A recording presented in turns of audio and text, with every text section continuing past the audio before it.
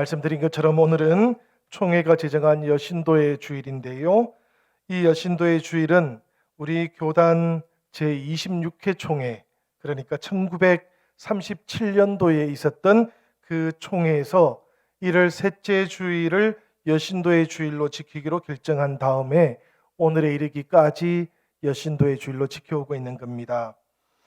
이 여신도의 주일을 맞이하고 함께 기도하고 또 함께 격려해 주시는 모든 성도님들, 그리고 특별히 오늘은 보이는 곳에서 또 보이지 않는 곳에서 기도해 주셨고 헌신해 주셨고 그리고 섬김으로 주님의 몸인 교회를 지켜와 주셨던 모든 여신도들에게 이 시간 존경과 감사의 마음을 담아서 우리 축복의 인사를 전합니다. 우리 이 시간 이 자리에 함께하고 있는 모든 우리 여신도들 위해서 우리 격려의 박수 한번 쳐주면 좋겠습니다. 예. 작년 9월 교단 제106회 총회가 열렸는데요. 그 총회에서 어두움 후에 빛이 오며라는 총회 주제가 채택이 되었습니다. 그리고 부제로 우리 생명과 치유, 회복의 공동체를 지향하며라는 그 부제를 정하기도 했습니다. 여신도에도 이 총회 주제를 따라서 어두움 후에 빛이 오며 생명, 치유, 회복이라는 표를 정했어요. 생명을 치유하고 회복시키는 여신도회가 되기를 결단하는 마음으로 이 표를 정한 것입니다. 사랑하는 여신도회 여러분, 그리고 성도 여러분, 이 총회 주제가 언급하고 있는 어두움이 무엇인지는 우리가 다 짐작하고 있습니다. 직접적으로는 지난 2년 동안 지속되어 왔던 코로나19 팬데믹을 가리키는 것입니다. 이 전염병의 고통에서 이제는 벗어나서 어두움이 지나가고 빛이 오기를 소망하는 기도가 담겨져 있고요. 또 어두운 시대에 생명과 치유, 회복의 빛을 전하고 나누는 삶을 살겠다라는 그런 결단도 담겨져 있고요. 그리고 어두움 후에는 빛이 올 것이다라는 그런 믿음도 이 표 속에는 담겨져 있습니다. 하나님께서 우리를 지키시고 하나님께서 우리를 인도해 주실 터니 반드시 어두움이 지나갈 것이다, 빛이 올 것이다라는 그런 신앙의 낙관주의가 이 표 속에는 담겨져 있는 거예요. 사실 어두움 후에 빛이 오며라는 이 표는 역사를 통해서 살펴보면 굉장히 긴 역사를 가지고 있는 표이기도 합니다. 중세의 어두움에 휩싸여 있던 교회를 하나님의 말씀으로 개혁해서 세상에 빛이 되고 소금의 역할을 다하겠다는 스위스 제네바 종교개혁자들의 소망과 또 그 의지가 이 표 속에 담겨져 있기 때문에 그래요. 우리가 알고 있는 것처럼 중세 후기 교회는 이중 삼중의 어두움 속에 있었습니다. 천년의 시간을 지나오는 동안 중세 교회는 성경을 멀리하게 되었고 또 성경을 해석하는 데 있어서는 인간적인 것들을 첨부하다 보니까 교회가 부패하기도 하고 타락해 버리기도 했던 겁니다. 거기에 더해서 이 중세 유럽에는 사라질 듯 사라지지 않고 출몰했던 유령이 하나 있었어요. 그게 뭔가 하면은 바로 페스트 흑사병이었습니다. 그 당시에 유럽 인구의 거의 절반가량이 이 흑사병으로 인해서 목숨을 빼앗길 만큼 이 질병이 재앙적이었던 것이지요. 그러다 보니까 중세 후기의 삶이라는 것은 그야말로 영적으로도 또 우리의 세상살이 속에서도 어두움이 가득 내려앉아 있었던 것입니다. 바로 그런 어둠의 시대 속에서 그 어둠의 시대를 벗어나고자 제네바의 종교개혁자들이 외쳤던 구호가 무엇인가 하면 바로 포스트 테네브라스 룩스라는 말입니다. 이 라틴어의 뜻이 무엇인가 하면 어두움 후에 빛이라는 뜻이에요. 이 표 속에는 중세의 칠흑 같은 어두움을 빛이신 하나님의 말씀으로 뛰어넘어 보고자 했던 종교개혁자들의 신앙 고백과 삶의 방향성이 담겨져 있다고 합니다. 그만큼 오래된 표라는 이야기고요. 이 표를 정할 때의 상황은 굉장히 어두운 현실들, 사실은 지금과 비교해도 비교가 되지 않을 만큼 어려운 시절들이었다는 이야기입니다. 그러나 그럼에도 불구하고 하나님을 기대하고 하나님께서 우리를 구원해 주실 것이다라는 소망을 가졌던 사람들이 어두움 후에 빛이 올 것이다라는 그 믿음을 이 표에 담아서 고백했던 것이지요. 사진을 제가 몇 장 보여드리도록 하겠습니다. 여러분들 이 사진을 한번 보시면 이 사진이 무슨 사진인가 하면 1919년도에 칼뱅의 탄생 400주년을 기념하면서 스위스 제네바시에 있는 바스티용 공원에 세워진 종교개혁 세계 기념비 건축물이라 그래요. 이 건축물이 길이가 100m가 넘습니다. 그리고 높이도 10m가 넘는 건축물입니다. 우리 다음 사진도 한번 보여주실래요? 예, 측면에서 찍은 것인데요. 저 측면에서 찍은 것도 사실은 일부만 찍힌 겁니다. 저 기념비 중앙에서부터 보면은 차례로 4명의 종교개혁자들이 있는데 누군가 하면은 윌리엄 파렐이라는 사람이고요. 두 번째는 우리가 잘 아는 존 칼빈이고, 세 번째가 테오도르 베자라는 사람이고, 네 번째는 존 낙스라는 사람입니다. 이분들의 동상도 작지가 않습니다. 한 5m 정도의 크기로 동상이 세워져 있는데요. 이 동상 중에서 두 번째 존 칼뱅이 들고 있는 성경을 보면 그 성경이 펼쳐져 있어요. 이 펼쳐진 성경을 들고 있는 이 종교개혁자들을 중심으로 해가지고 좌에서 우로 보면 사진 속에서는 잘 안 보입니다, 사실은. 그런데 포스트 테네브라스 룩스라는 이 종교개혁의 표가 새겨져 있어요. 우리 다음 사진 한번 보여주실래요? 예, 이 사진을 보시면 본래는 저렇게 뚜렷하게 글자가 새겨져 있는 건 아닙니다. 희미하게 새겨져 있는데 2년 전에 우리 교단 총회장을 하셨던 우리 청주제일교회 이건희 목사님께서 이 설교를 할 때 이 사진 이용하면 좋겠다고 나눔을 해주셔가지고 저희들도 사용을 합니다. 저기에 보니까 포스트 테네브라스 룩스라는 글자가 새겨져 있는데요. 말씀드린 것처럼 어두움 위에 빛이라는 이 제네바 종교개혁의 비전이 저기에 새겨져 있어요. 그런데 말씀드린 것처럼 그 시대가 쉽지 않은 시대였지 않습니까? 이 제네바의 종교개혁자들은 그 시대를 바라보면서 이런 생각을 했다 그래요. 모든 것의 근원이 되는 하나님의 말씀으로 돌아가야 하는 것, 이것을 목숨 걸고 선포했던 자신들의 시대는 어두움의 시대가 결코 아니다. 하나님의 말씀을 목숨을 걸고 선포할 수 있는 시대가 비로소 시작되었으니까 이제부터는 빛의 시대다라고 그렇게 생각을 했답니다. 사실 여러분, 이 중세 말기에 코로나보다도 비교할 수 없이 강력한 페스트 흑사병이 유럽의 인구 절반을 목숨을 빼앗아가고 있는 현실 속에서 그럼에도 불구하고 하나님의 말씀이 선포될 수 있는 시대가 다가왔으니 이제는 빛의 시대다라고 그렇게 마음으로 고백하는 것, 그리고 선포하는 것, 이것은 결코 쉬운 일이 아닌 것이지요. 그들의 마음속에 그야말로 하나님 때문에 가지게 되는 신앙의 낙관주의, 역사를 바라보는 그 낙관주의가 아주 분명하게 자리 잡고 있지 않으면 불가능한 것입니다. 우리가 지난 2년을 살아오는 동안 우리가 이 시대를 바라보면서 하나님의 때가 이르면 어두움이 지나가고 빛이 올 것이다 라는 이 믿음의 고백을 우리들도 했을 줄 생각은 됩니다. 그러나 그럼에도 불구하고 이 시대를 빛의 시대다라고 그렇게 생각하기는 쉽지가 않았을 것 같아요. 예전에 저도 이 제네바를 방문했던 적이 있었습니다. 이 제네바를 방문했을 때 친구 목사가 그 제네바에서 목회를 하는데요.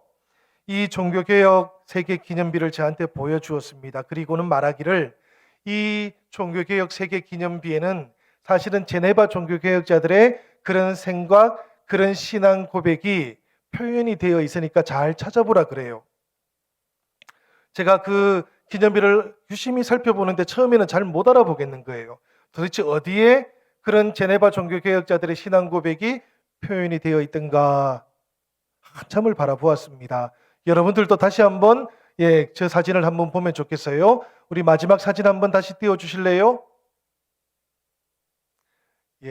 한번 보시지요. 저기에 제네바 종교개혁자들이 그 어두운 중세 말기에 자신들의 시대를 빛의 시대다고 생각할 수 있었던 그런 어떤 신앙 고백의 표현들이 어디에 저기 나와 있는 것 같습니까? 그 친구 설명에 따르면 포스트 테네브라스 룩스라고 하는 글자의 배치 속에 그런 마음이 표현되어 있다 그래요. 이 포스트라는 말은 무엇 후라는 뜻입니다. 그리고 반대쪽에 있는 룩스라는 것은 빛이라는 뜻이고요. 그리고 중간에 있는 글자는 테네브라스라는 것인데 저것은 어둠이라는 뜻이에요. 그런데 저 테네브라스라는 글자를 가만히 한번 보시면 어떻습니까, 여러분? 한 단어인데 지금 건축물에 새겨지기로는 어떻게 새겨져 있어요? 글자가 나뉘어져 있다 그지요? 글자가 쪼개져 있는 것이지요. 이 기념비를 만들었던 건축가들이 테네브라스라는 이 단어를 갈라놓았답니다. 왜 그런가 하면 어둠은 나누어져야 되기 때문에, 깨트려져야 하기 때문에 이렇게 건축을 했다 그래요. 그리고 이렇게 건축하는 것이 제네바 종교개혁자들의 신앙 고백에 가장 적합한 방식으로 그 신앙 고백을 표현하는 것이다, 이렇게 생각을 했답니다. 사실 여러분들이 제네바나 또 유럽의 종교개혁지를 순례하게 되면 종종 이 가이드 하시는 분들이 이런 설명들을 해주십니다. 이 건축물을 보다 보면 종교개혁자들 그리고 이 건축물을 만들었던 이 건축가들은 어둠을 깨트릴 수 있는 것이 무엇인가를 알고 있었던 것이지요. 그것이 무엇인가 하면 바로 종교개혁자들이 펼쳐 들고 있는 말씀이었던 거예요. 하나님의 말씀이 테네브라스, 그 어둠을 쪼개고 빛을 비추오도록 만든다라고 그렇게 고백했다는 이야기입니다. 사랑하는 성도 여러분, 여신도 여러분, 사실 지금 우리들이 어둠에 다니지 않도록 인도하시는 이 생명의 빛 예수님이 너무나 간절히 필요한 시대를 살아가고 있지 않습니까? 지난 2년 동안 최첨단 과학을 자랑하는 21세기에, 그것도 문명의 대낮에 우리 인류 모두가 다 이 코로나 팬데믹이라고 하는 어둠 속을 걸어왔기 때문입니다. 그러다 보니까 이 시대 역시 빛이 필요한 시대다라는 그런 생각을 하게 됩니다. 빛이 필요한 이 시대에 무엇이 우리 시대의 어둠을 깨트리고 그 어둠을 갈라놓을 수 있는 것이겠습니까? 하나님께서는 오늘 우리들에게 요한복음 8장 12절의 말씀을 통해서 이 빛이 어둠을 쪼개고 물리칠 수 있다고 말씀하고 있는 겁니다. 우리 8장 12절의 말씀 한번 같이 읽어보도록 하겠습니다. 다 같이 읽겠습니다.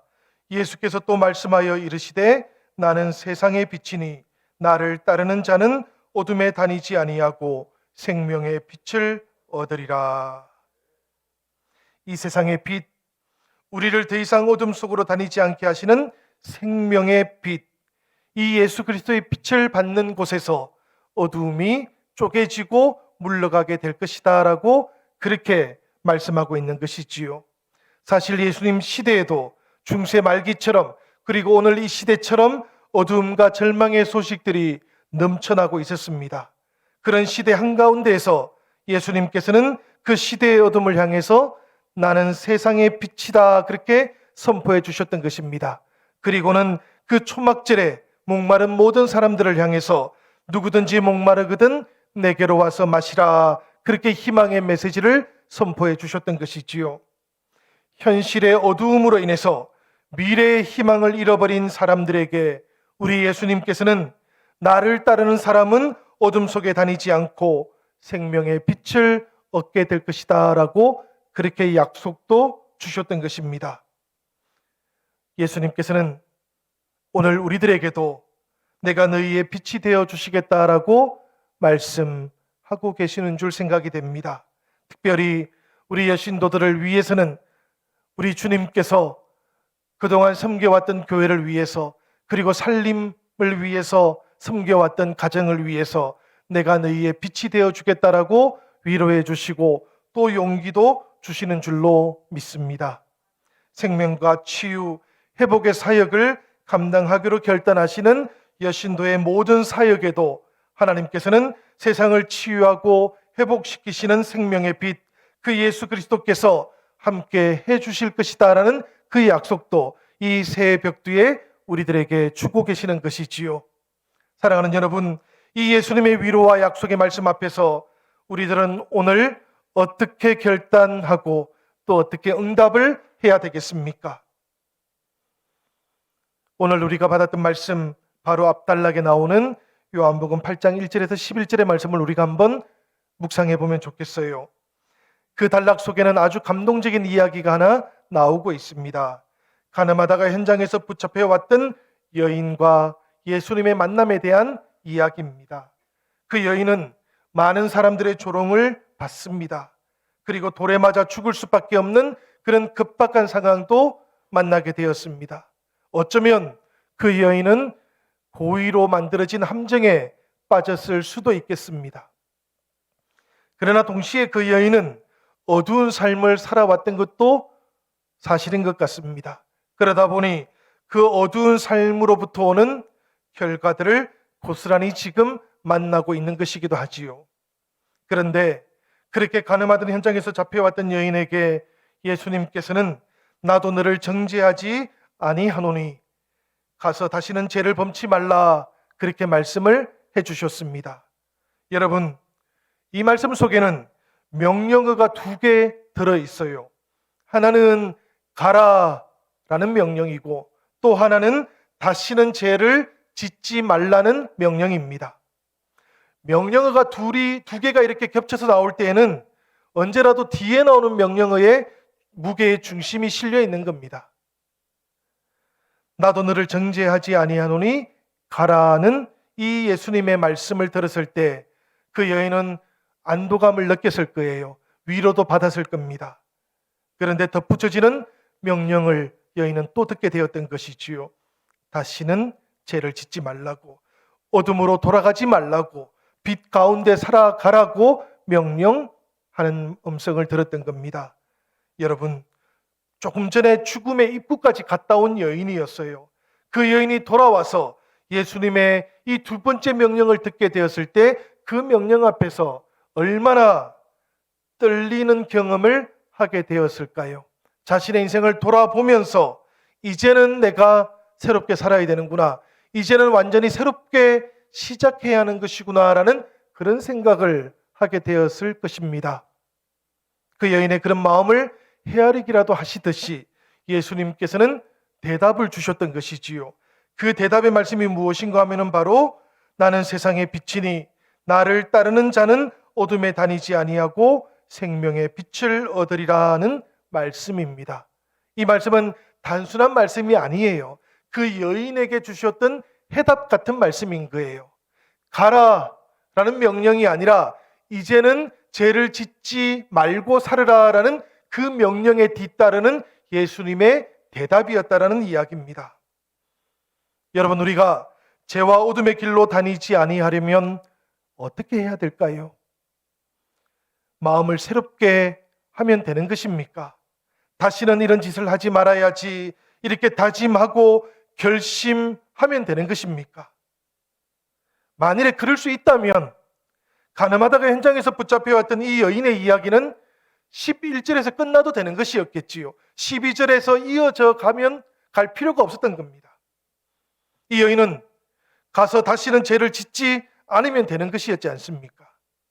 그런데 우리가 정직하게 생각해 보면 그 여인도 그렇고 우리도 그렇고 그럴 수가 없는 겁니다. 죄를 짓지 않고 살아갈 수가 없는 거예요. 나의 생각, 나의 결심, 나의 의지만 가지고 다시 죄를 짓지 말라는 이 주님의 말씀을 온전히 실현할 수가 없는 겁니다. 여러분들 가정에 누군가 잘못한 일을 했다고 칩시다. 이것을 지적하고 꾸중을 하면 그 자리에서는 다시는 그러지 않겠다라고 단단히 결심한 듯이 대답을 합니다. 그런데 나중에 보면 어떻습니까, 여러분? 같은 일이 반복되기도 하고 또 비슷한 일이 생기기도 하지 않습니까? 다른 사람의 이야기가 아니고 우리들 각자의 이야기입니다. 그렇다고 해서 그 대답을 한 분이 거짓말을 한 것도 아니에요. 그 순간에는, 그 당시에는 자신이 결심한 것을 아주 솔직하게 이야기를 한 겁니다. 다만 자기의 결심, 자기의 의지, 자기의 습관을 자기가 제대로 다스릴 수가 없었던 것이지요. 그러니 여러분, 혹시라도 누군가가 여러분들에게 어떤 약속을 하고 그 약속을 지키지 못한다고 할지라도 너무 나무라지 마시기를 바랍니다. 거짓말 했다고 비난하지도 마시기를 바라요. 사실은 그런 게 아닐 수 있습니다. 연약해서 그럴 수 있다는 이야기입니다. 우리가 성경은 이것을 가리켜서 마음은 원이로되 육신이 약해서 하지 못하는 것이다라고 그렇게 알려주고 있지 않습니까? 도덕과 윤리, 이성과 의지가 우리를 정결하게 만들 수 있다고 생각하시는 분들도 있으시겠지만 여러분 한번 생각해 보시길 바라요. 정말로 그럴 수 있으면 참 좋겠습니다. 정말로 그럴 수 있다면 우리가 주님의 용서도 필요하지 않고 은혜도 필요하지 않고 주님의 십자가 보혈이 필요하지 않을 것이기 때문입니다. 그런데 우리의 힘과 우리의 의지로는 이런 일이 불가능해요. 우리의 의지를 최대한 가동시킨다고 할지라도 하나님 앞에서 우리가 성결해지는 일은 없습니다. 우리의 결심이 아무리 견고하다고 할지라도 하나님 앞에서 우리가 의로워질 수는 없다는 이야기예요. 이것이 성경의 이야기입니다, 여러분. 그렇다면 제 길, 어둠의 길을 걷지 않을 방법 무엇입니까? 예수님께서는 그 여인에게 그리고 오늘 우리에게 이렇게 말씀하시는 겁니다. 다시 한번 12절의 말씀을 제가 읽어보겠습니다. 예수께서 또 말씀하여 이르시되 나는 세상의 빛이니 나를 따르는 자는 어둠에 다니지 아니하고 생명의 빛을 얻으리라. 가서 다시는 죄를 범치 말라고 하셨던 예수님의 말씀이 이 12절에서 어디로 이어지고 있는 겁니까, 여러분?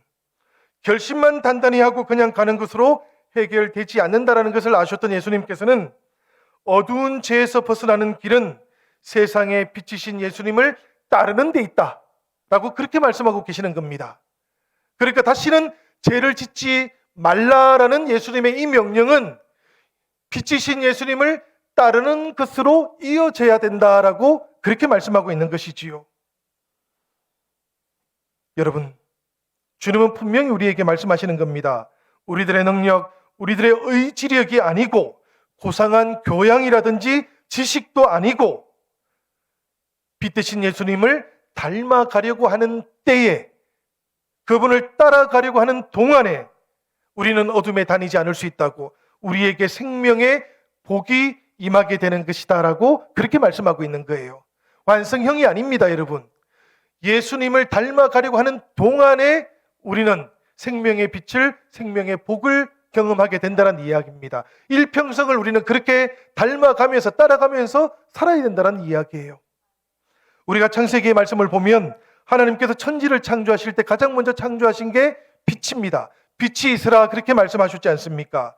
이 빛이 창조의 시작이라는 이야기입니다. 그리고 이 빛이 창조의 원리라는 그런 이야기이기도 해요.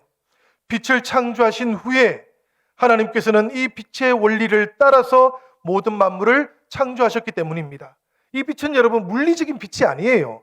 이 빛은 무슨 빅뱅과 같은 그런 빛이 아니에요. 이 빛은 이성과 같은 어떤 그런 빛도 아닙니다, 여러분. 이 빛은 성경에서 말할 때는 생명을 말하는 거예요. 그래서 빛이 창조의 시작이고 창조의 핵심이라고 말할 때 이것은 하나님께서 생명으로 창조를 시작하셨고 완성하였다라는 그런 의미를 가지고 있는 겁니다. 그래서 빛이신 예수님을 우리가 따라가는 동안, 닮아가는 동안 우리가 생명의 빛을 맞이하게 되는 것이고 생명의 복을 누리게 되는 거예요. 빛이 있으라 하실 때 하나님께서는 생명이 있으라 그렇게 말씀하신 겁니다. 그러니까 이 우주의 원리 역시 하나님께서 이스라하셨던 그 생명이라고 해도 틀림이 없는 거예요. 빛과 생명, 이것은 죽음과 반대되고 어두움과 반대되는 것입니다. 그렇기 때문에 하나님께서 창조하신 우주와 하나님께서 창조하신 모든 존재하는 것들은 죽음과는 상극을 이루는 거예요. 어두움과 상극이 되는 겁니다. 하나님께서는 우리 사람에게도 이 빛을 주신 겁니다. 이 빛을 주시기 위해서 예수 그리스도를 우리에게 보내주신 것이지요. 이것을 요한복음 1장 4절은 이렇게 말하고 있는 겁니다. 그 안에 생명이 있었으니 이 생명은 사람들의 빛이라. 사람들이 가지고 있는 생명이 바로 주님 안에 있는 빛이었다는 이야기입니다. 사람들 안에 가지고 있는 생명의 빛이 바로 하나님 안에 있는 생명이었다는 이야기예요. 그래서 예수님 안에 하나님의 생명이 있고 그 생명이 우리의 빛이 되었다라고 성경은 그렇게 증언하는 것이지요. 이 하나님의 생명인 예수 그리스도, 그분이 사람들 안에 들어오면 모든 어둠이 물러가게 되어 있는 겁니다. 이 하나님의 생명인 예수 그리스도, 그분의 빛이 사람 안에 들어오면 절망이 사라지고 깨어진 것들도 회복되게 되어 있는 거예요. 이 생명의 빛이신 예수 그리스도께서 사람 안에 들어오시면 죄와 질병과 죽음도 치유받는 겁니다. 여러분, 약은 약사에게, 병은 의사에게 맞지요, 여러분? 그렇지만 그 병은 의사에게 맡기는 것이 상식이 되었다고 해서 오늘 이 시대에 하나님의 빛 가운데 사람을 치유하는 능력이 사라진 것이 아니에요. 하나님께서는 의술을 통해서 하나님의 능력을 나타내시는 겁니다. 하나님께서는 의사들을 통해서도 하나님의 치유하시는 능력을 나타내십니다. 그렇지만 동시에 하나님께서는 생명의 빛이 되시는 예수 그리스도를 통해서도 하나님의 영광을 나타내기 위해서는 사람들을 치유하십니다. 하나님께서는 어두움을 물러가게 하시고 상처는 회복되게 하시고 생명의 역사는 다시 나타나도록 하시는 분이십니다. 오늘 우리가 여신도의 주일을 맞이하면서 어두움 후에 빛이 오고라는 이 표를 통해서 생명의 빛, 치유의 빛, 회복의 빛이 우리 안에 임하기를 기도한다면 바로 이 하나님을 우리가 믿어야만 합니다. 이 예수 그리스도의 빛을 우리가 받아들일 수 있어야 하는 것입니다. 사랑하는 여러분, 우리가 다시 한번 이 빛을 받은 사람들의 찬양을 기억하면 좋겠어요. 37살 때 척추의 사고가 나서 걷지도 못하고 꼼짝없이 누워 있었던 엘리자 에드먼트 히윗이라는 분이 계십니다. 이분이 겨울 내내 누워 있다가 봄이 시작될 때 햇살이 비치는 것을 보고 있었습니다. 그러다가 어릴 때부터 들었던 하나님의 말씀을 떠올렸어요. 고린도서 4장 6절에서 9절까지의 말씀인데 제가 세번역 성경으로 인용해서 한번 읽어보겠습니다. 여러분들 한번 들어보시기를 바랍니다. 어둠 속에 빛이 비춰라 하고 말씀하신 하나님께서 우리의 마음속을 비추셔서 예수 그리스도의 얼굴에 나타난 하나님의 영광을 아는 지식의 빛을 우리에게 주셨습니다. 우리는 이 보물을 질그릇에 간직하고 있습니다. 이 엄청난 능력은 하나님에게서 나는 것이지 우리에게서 나는 것이 아닙니다. 우리는 사방으로 제어들어도 움츠려들지 않으며 답답한 일을 당해도 낙심하지 않으며 박해를 당해도 버림받지 않으며 거꾸러뜨림을 당해도 망하지 않습니다. 어린 시절에 배웠고 또 암송하고 있었던 이 말씀이 갑자기 새싹들을 보는 순간, 그 새싹에 머물러 있던 빛을 보는 순간 떠올랐다라는 거예요. 그러다 보니까 소망을 잃어버리고 영혼의 빛도 잃어버렸던 이분이 갑작스럽게 영혼이 살아나는 것, 소망이 회복되는 것을 경험했다라는 겁니다. 그 병상에서 하나님을 향해 찬양했던 찬양시가 바로 찬송가 428장이에요. 이 찬송가 428장은 이렇게 되어 있지 않습니까? 내 영혼의 햇빛 비치니 주의 영광 찬란해. 이 세상 어떤 빛보다 이 빛 더 빛나네. 주의 영광 빛난 그 빛 내게 비춰 주시옵소서. 그 밝은 얼굴 배울 때 나의 영혼 기쁘다. 4절에서 그녀는 더 감격에 겨서 이렇게 고백을 했다 합니다. 내 영혼에 희락이 있고 큰 소망 넘치네. 주 예수 복을 주시고 또 내려주시네. 주의 영광 빛난 그 빛 내게 비춰 주시옵소서. 그 밝은 얼굴 배울 때 나의 영혼 기쁘다. 사랑하는 여러분, 저 제네바의 종교개혁자들을 기억해 보시기를 바랍니다. 가장 어두운 때에 그들은 하나님의 말씀을 붙잡고 빛의 시대가 시작된다고 선포했습니다. 이 찬양시를 작곡했던 이분은 하나님 앞에서 가장 힘들고 괴로운 순간에 하나님의 빛이 임하는 것을 보면서 내 영혼에 희락이 있고 큰 소망이 넘친다고 그렇게 찬송을 합니다. 이 모든 일들이 어떻게 가능했겠습니까? 상황이 달라졌고 조건이 달라져서 그런 것이 아니고 그들의 마음속에 하나님이 임했기 때문입니다. 그들의 마음속에 주 예수 그리스도의 생명의 빛이 찾아왔기 때문인 것이지요. 코로나 팬데믹 3년차를 맞이하는 이때에 여러분들은 어디에서 이 희락을 발견하십니까? 어디에서 어두움이 물러가고 빛이 임하는 것을 경험하시겠습니까? 생명의 빛, 치유의 빛, 회복의 빛이 되시는 예수 그리스도를 만나시고 영접하시고 주님의 그 놀라운 빛 가운데로 들어가시면서 이 은혜를 체험하고 이 희락을 맞이해 보시기를 바랍니다. 주님께서 오늘 여러분들에게 이 기쁨과 이 은혜를 주시기를 기다리십니다. 우리 시간 함께 기도하기를 원합니다.